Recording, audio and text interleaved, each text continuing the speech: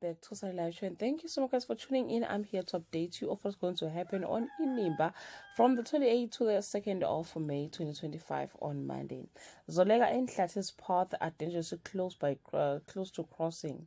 Sydney starts to cook up a plan on how to get his position back to destroy Zolega on Tuesday. Zolega has a personal setback at a crucial time in her professional life, and it could expose her to Hlati.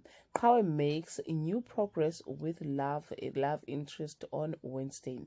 Hlati and Thumeka make a discovery about Zolega that has them panicking and fearing that their biggest secret will be exposed.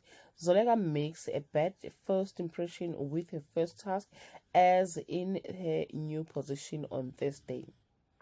Fearing that Qhawe will find out the truth by working with Zolega, Hlati take a drastic decision that could be detrimental to Qhawe's future. Sydney takes advantage of Zolega's distractedness to make himself look good at work on Friday. Zolega chooses not to play from the back and step up in a major way to help her daughter. She faces Hlati heads on. Sydney is willing to delve into a dangerous plan to get his way. Well guys, it's all I have for today. You can leave your comment below and share your opinion. Bye.